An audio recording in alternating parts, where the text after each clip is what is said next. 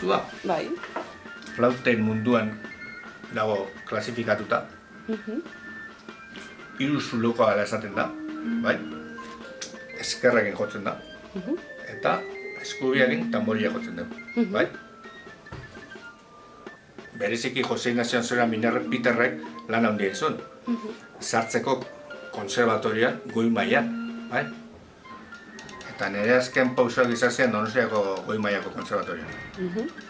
Jose Ignacio Ansoera Peterrekin. Flauta jotezu, flauta travesera, zutizo? Bai. Bai, ez? Hemen artikulatu behar da. Mingainakin, paleten atzean, ta bat egitea. Bai. Bai. Gero daude, beste artikulazio debilagoa de. Eta gero beste artikulazio zensural de. Ez? Hori erabiltzen da, lotura daudenean, goruntza danean lotura hori, askotan badaude teknikoki ateatzeko modua, baina, bueno, ez arriesgatzeko aite zu tori, domi. Nabaritzezu, artikulazio debil bat. Zuk aldatzen dituzun nota eta erregistroz, aizaren gatik? Intensidadez. Aizaren intensidadez... Claro, es que hiru zulokin... Aldatu barik. Eta lehen esan didazu, da dokumentarentzako, danborrakin jotzen dela. Tamborinakin. Tamborinakin. Erakutsi aldi dazu? Bai. Tamboriak daude, partxe hau batenak narruzkoa edo plastikozkoa. Plastikozkoak ez dute ondo zondatzen. Tradizionala hau da. Honeokana bustitzen bada pizka teoria adi bai duta, itzaltzen da. Hortzen da, eskuriko eskuekin, gustatzen bezala, jartzen da nire.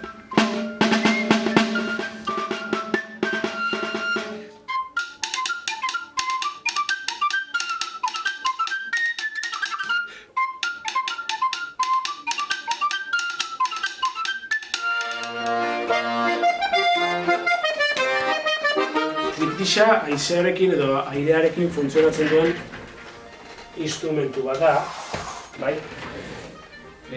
Horregatik daukagu guk hemen hauspo bat. Entzuten aire hori, hauspo bat. Hausporik edo aireari gabe, triptixak ez dauka doinurik, bale? Zerk erabiltzen du doinua? Bueno, gure kasuan, edo kasu honetan, dira aireak pasatzen dira barruan dauden edo instrumentu barruan dauden daikita dauden xafla edo metalesko xafla edo mi batzuetatik eta horiek vibratzerakoan ateratzen dute doinu hori, bale? Nik ikusten dut instrumentu hori eta zen dut, akordoi bat. Ze diferentzia dauz? Berez akordeoia da, bai, akordeoia da, baina guk deituko genioke akordeoi diatonikoa, bale? Beraien akordeoi diatonikoaren estruktura izango zen, bueno, aho soinu bat bezala. Aho soinu batean, inoiz norbait edo zuk probatu baldin baduzu, airea botatzen dugunean, airea hartzen dugunean, aho soinu horretan bi nota edo bi soinu desberdin ateratzen du. Orduan, triptixak eskumako eskuan daukan egitura da bi aho soinu edo harmonika horiek bezalakoa, funtzionamendu berdina daukate. Orduan, botoi bakoitzak bi doinu ateratzen ditu hauspoaren norabidean barrura edo kanpora sakatzerako.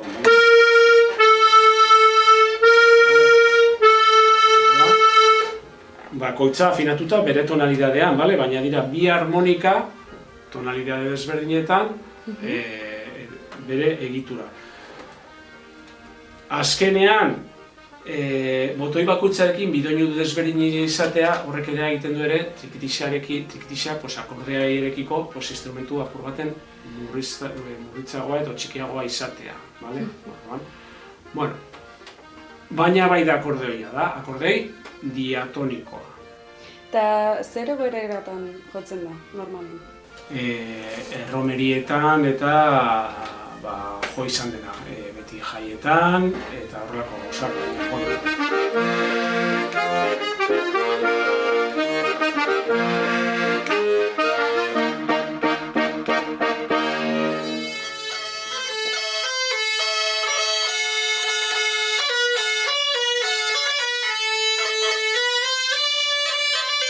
Bale, alboka, berez bada deitzen zaio honi klarinete bikoitza.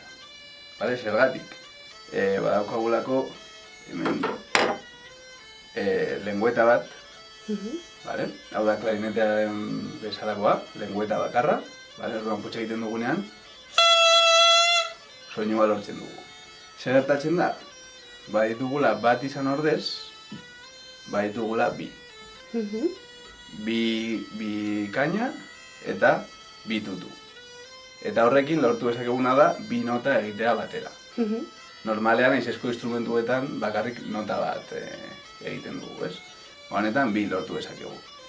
Eta gero, jotzeko erabiltzen da teknika bat deitzen dela aireztapen zirkularra.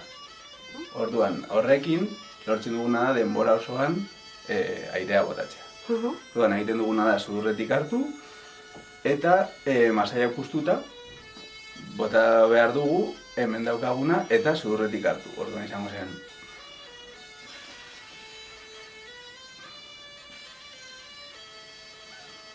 Eta, teknika bat ikasten dela denborarekin. Alde honetatik, egin behar dugu putz, bale? Hau berez, lehen behiaren adarrarekin egiten zen. Gaur egun egurra erabiltzen da. Orduan, bagerituen bi adar, hau da, adar handia, soinua amplifikatzeko, adar txikia putz egiteko, tutuak, lehen kainazkoak zirenak, orain egurrezkoak, eta uztarria heltzeko instrumentua. Orduan, putz egiten dugu adar txikitik. Trompeta moduan edo... Bueno, berez ez, trompetan egin behar dugu espainekin, hemen bakarrik egin behar duguna da putz egin. Bale. Eta vibrazioa, barruko lengüetekin lortzen da. Ze afinaziodeko? Bale, hau berez dago don afinatuta, osea, pianoaren nota berdinak. Baina, gu deitzen diogu, esaten diogu, lako alboka, zergatik egiten duelako la eskala. Eta gero, dauzkagu ere, beste alboka batzuk, kasu honetan, honi deitzen zaio albokotea, alboka handiago bat, honek egiten du retik rera. Eta, bere soinua, grabeagoa da.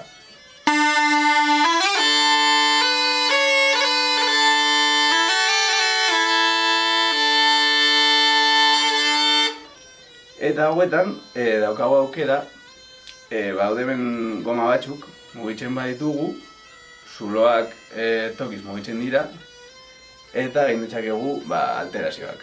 Orduan eskala aldatu beste tonalitatetan jotzeko. Eta ze egoeratan jotzen da normalean? Ze egoeratan?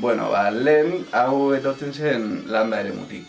Zerrietan eta jaietan, erromeriatan, eta gero ere jendeak dantzatzeko herri baten ziren, eta jendea dantzatzen nahi zuenean, ordaintzen zieten, eta egiten zen zirkulu bat, eta gehien inguruan dantzatzen zuten. Eta musikari bakoitzak egiten zuen bere zirkulua. Eta adibidez, albokaren kasuan, albokari bakoitzak zeukan dei bat, jendeari jakinarazteko bera zegoela eta hurbiltzeko dantzatzeko. Eta adibidez, ezagunena da Leon Bilbaok egiten zuena,